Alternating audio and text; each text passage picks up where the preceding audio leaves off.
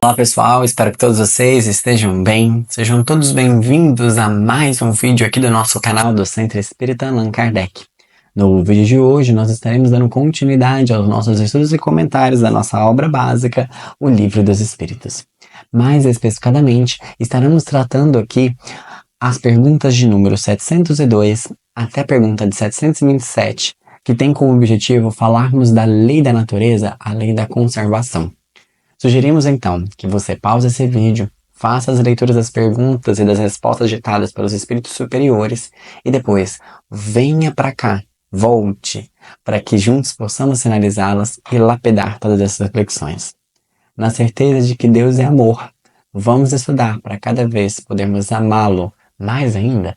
Bom, iniciando os nossos comentários, esse capítulo do Livro dos Espíritos vai justamente nos convidar a fazer uma reflexão sobre a lei da conservação, que é justamente esse instinto que todos nós, qualquer ser, guarda da necessidade da sobrevivência. Quando nós pensamos, por exemplo, numa florzinha e nós arrancamos alguma pétala dela, ela faz de tudo para construir uma nova. Ou, por exemplo, se está todo seco com falta de água, ela, muito inteligente, retira todas as suas folhas para que ela ainda se mantenha viva com o seu núcleo. Um animal, quando atacado, ele foge na tentativa de sobreviver. Ou seja, nós temos dentro de nós o instinto da conservação, de preservarmos a vida. E o que os espíritos superiores nos explicam é que é uma lei natural e ela possui propósito. Vamos refletir um pouco sobre ela? Olha o que ele nos diz. O instinto da conservação é uma lei da natureza. Nos é puramente maquinal, instintivo. Noutros, ele é raciocinado. Convém a nós pensarmos, estamos em qual grupo? Porque quando nós pensamos no instinto raciocinado, é de entendermos a importância que a vida tem. E de entendermos que precisamos realmente valorizá-la no que nós podemos fazer, né? Com aquilo que nós temos. E convém a nós pensarmos, será que nós realmente valorizamos a vida na importância grandiosa que ela realmente tem? Ou nós estamos a todo momento a desperdiçar momentos de vida? Convém a nós pensarmos um pouco sobre isso e refletirmos e tirarmos um momento e pensarmos, temos vivido a vida? Temos dado vida ao tempo ou matado o tempo? Convém a nós pensarmos sobre, né? E ele fala, a vida ela é necessária porque ela permite o aperfeiçoamento de todos os seres, a evolução dos seres. Então ela é importante nesse sentido. Uma vez que nós identificamos que ela é meio de evolução de todos nós entendemos a necessidade de conservá-la. E aí eles falam, quais são os meios de conservação dessa vida? E aí os espíritos superiores nos explicam o seguinte, a Terra produz o necessário aos que habitam. Então a natureza entrega aquilo que nós precisamos. E o necessário nós devemos entender que é aquilo que é útil. Mas que o ser humano, com a sua vaidade, com o seu egoísmo, ele excede dessa necessidade e vai para o supérfluo. Necessidade é tudo aquilo que tem utilidade. Bom, supérfluo, tudo aquilo que é de excesso. Tudo aquilo que não há um fim útil necessariamente no sentido de pensar assim, será que realmente eu preciso disso? Ou estou buscando um conforto a mais com relação a isso? Isso é um ponto bastante interessante. E aí ele nos convida a refletir. O ser humano não sabe contentar-se somente com o necessário. Imprevidente não é a natureza, mas sim o ser humano que não sabe regrar o seu viver. E convenhamos, se nós soubéssemos viver somente com o necessário, e pessoal, o necessário é aquilo que é útil a nós. Não quer dizer, novamente, que nós não devemos ter conforto, que nos permite ter um bom estudo, um bom descanso, não é isso. Mas pensarmos no excesso. Um carro é ótimo, te leva para vários lugares, mas por que ter 5 na sua garagem? Por que ter 4? Entendem? É de pensarmos nesse sentido. Uma casa com um cômodo para cada pessoa, para que cada pessoa tenha seu espaço ali, para que cada pessoa tenha o seu momento de individualidade, legal, interessante, mas por que uma casa com não sei quantos andares, com quantos quartos, com um quarto de uma visita que vem, sei lá, uma vez por ano? Entende? É de pensarmos essas ideias e de pensarmos até que ponto nós estamos sendo necessários e até que ponto estamos sendo supérfluos. Porque ele fala, a natureza, ela jamais é imprevidente. E que a imprevidência está justamente no ser humano, que não sabe regrar o seu viver. Aí eles continuam: buscai e achareis, na seguinte ideia: quando nós passamos por alguma dificuldade que dificultam a manutenção da nossa vida, falta de alimento, de energia e tudo mais, e os espíritos superiores nos convidam a lembrar das palavras de Jesus, que é buscai e achareis. E lembrar que muitas das privações que nós passamos são consequências de atitudes que nós mesmos executamos. Mas eles também nos dizem que grande parte dessas dificuldades que nós vamos passar ao longo de nossa vida são um reflexo, são um meio, melhor dizendo, de provação, de constância, paciência e firmeza. Né? Então, é aquela ideia de passarmos por essas dificuldades para provarmos a nossa resistência, a nossa resiliência mediante essas situações. Se é certo que a civilização multiplica as necessidades, na ideia do seguinte: quanto mais seres humanos tiver, mais coisas vão ser necessárias. É verdade. Mas olha o que os espíritos superiores nos colocam. Também é certo que multiplica as fontes de trabalho e os meios de viver. Ou seja, realmente estamos aumentando. Aumenta-se o necessário, sim, mas tem mais trabalho, mais meios de solidariedade, mais modos que nós podemos viver e assim sucessivamente. Então convém a nós refletirmos um pouco sobre isso. Muitas das vezes nós jogamos as desculpas na natureza, sendo que na verdade a culpa está em nós. Convenhamos, a fome mundial, essa miséria que nós observamos no mundo, não é pela falta de alimento. Desperdiça-se muito alimento, por sinal. A causa desse problema é justamente da falta de solidariedade que ainda existe em nossos corações. Então convém a nós fazermos essa reflexão e pararmos de culparmos a natureza e olharmos um pouquinho para nós. E eles continuam: mas tudo bem. Então temos a ideia do necessário como sendo aquilo que é útil, mas e o aproveitamento, né, o gozo dos bens terrenos, como que isso funciona? Olha o que os espíritos superiores nos explicam. A necessidade de viver, ela está atrelada ao direito que todos nós temos do uso dos bens que a Terra proporciona. A partir do momento que nós viemos para cá, nós precisamos utilizar, é um direito nosso de utilizarmos os bens da Terra. Porém, olha o que eles nos falam. Deus deu a nós o atrativo de usufruir esses bens materiais, ou seja, prazeroso. Por quê? Tem dupla justificativa, tem dupla necessidade. Porque serve para nós estímulo, serve como estímulo para que nós possamos cumprir a nossa missão e os desígnios que a natureza nos pede, assim como também serve para nós como meio de experimentar a tentação, ou seja, de colocarmos em xeque o nosso autocontrole, de colocarmos em xeque o nosso autodomínio. E aí eles continuam. O objetivo da tentação é desenvolver a razão. Esta razão ajudará a preservar dos excessos. Então, convenhamos, muitas das vezes, quando nós temos os excessos utilizados de maneira desenfreada, né, do uso dos bens materiais, nós conseguimos observar que não estamos sendo racionais. Agimos instintivamente. E convenhamos, imagine a ideia de um animalzinho que ele vai lá e gasta sua energia para comer, para reproduzir, para se proteger. E você coloca uma mente racional nesse animal. Meu Deus! Muita coisa acontece com o ser humano nesse sentido. É aquele ser humano que pegou seu instinto, acoplou com essa mente, mas que não tem nenhuma razão no sentido de pensar assim: peraí, será que eu realmente sou livre? Ou eu tenho que ser escravo dos meus desejos? Porque convenhamos, o animalzinho, ele vai lá, ele mata e come o necessário. Ele vai lá e protege a sua família. Então, tudo no necessário, naquilo que é útil. Você não vê ali animais acumulando riqueza. Você não vê ali animais fazendo qualquer uma dessas atrocidades que nós, seres humanos, fazemos pela possibilidade que nos é confiada de livre-arbítrio, não é mesmo?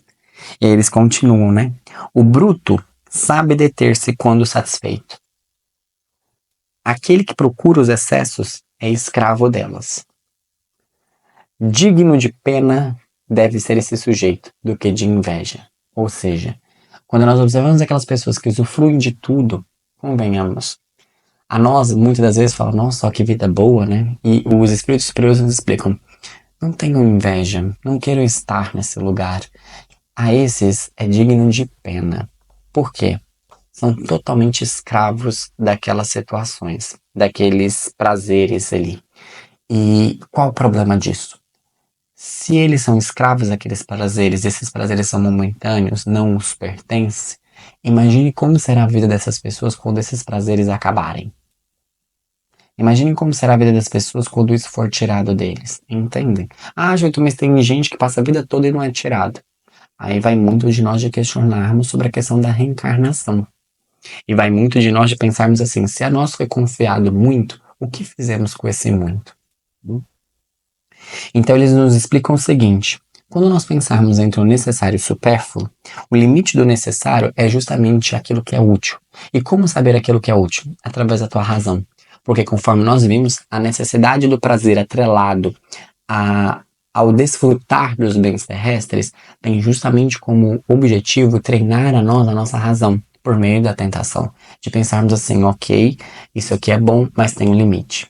Ok, isso aqui é bom, mas tem feito com que eu tenha perdido o tato ou a sensibilidade, melhor dizendo, para coisas mais simples.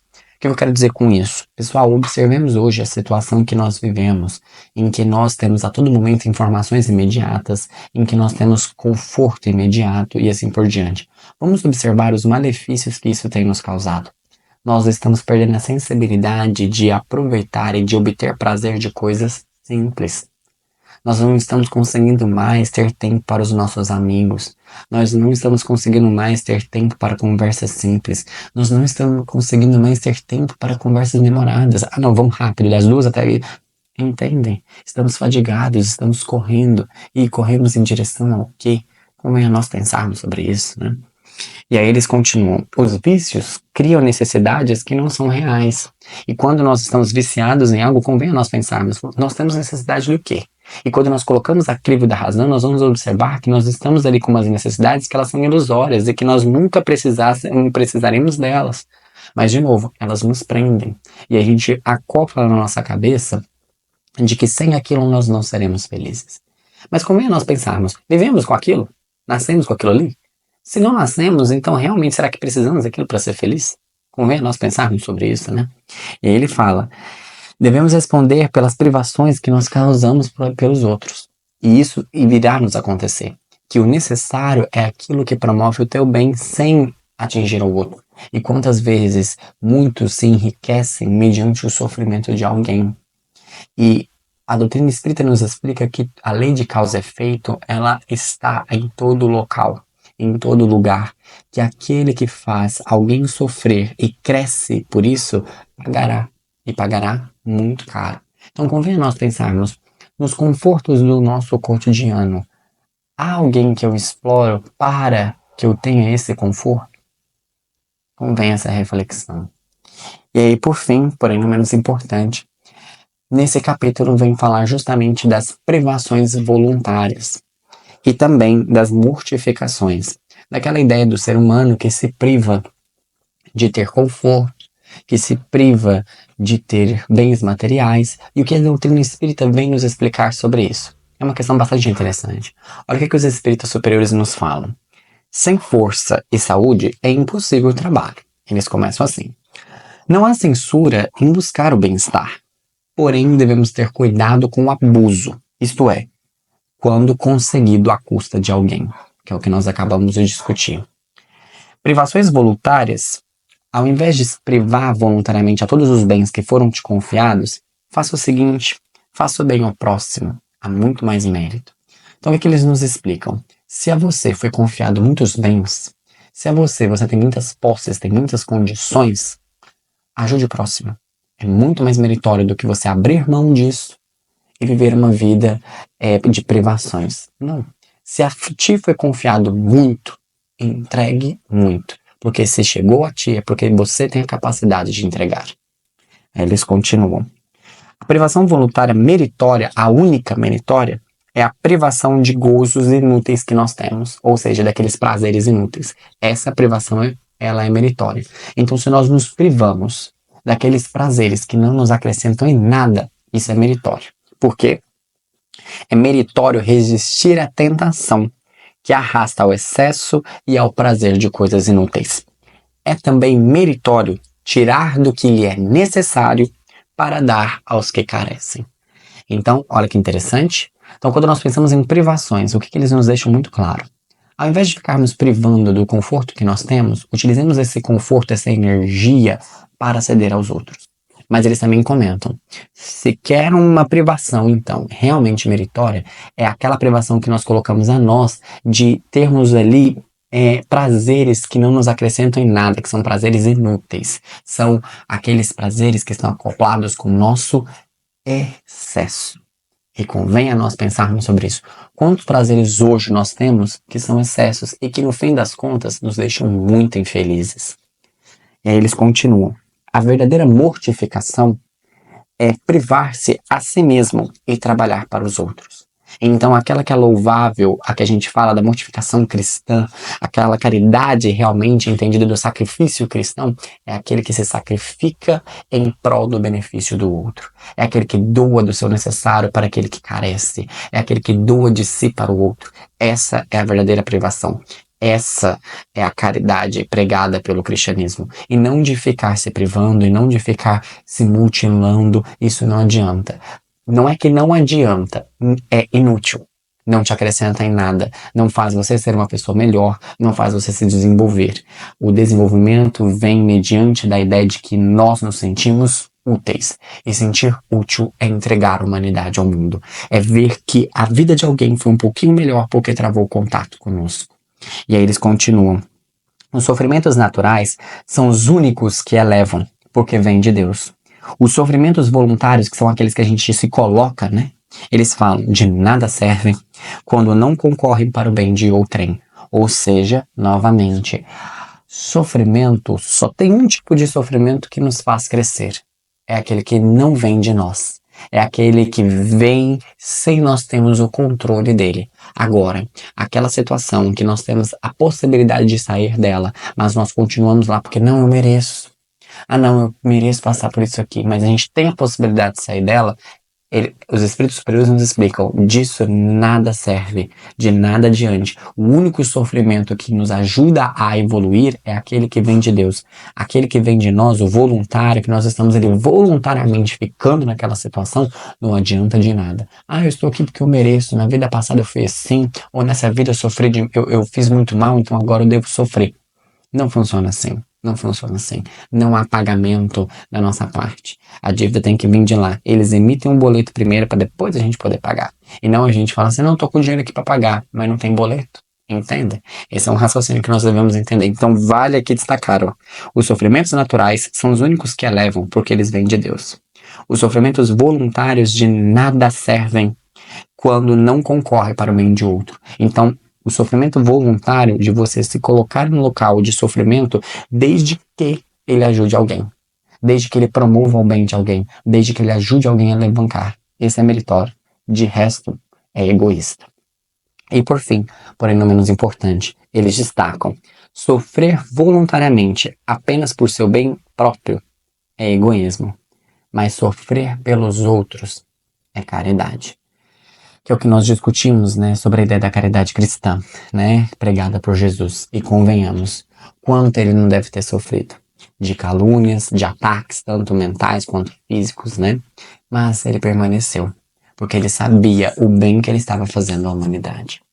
Então, quando nós pensarmos a respeito da lei da conservação, que nós possamos refletir um pouquinho sobre o que é necessário, o que é supérfluo e o que temos feito em benefício aos demais. Estamos nos certificando que somos fatores de soma na vida das pessoas? Uma boa reflexão. Bom, espero que esse vídeo possa ter colocado várias sementinhas em nossos corações, que possamos cultivá-las e cada dia mais sermos pessoas melhores. Um beijo no coração de todos e eu espero vocês no próximo vídeo. Até mais, pessoal.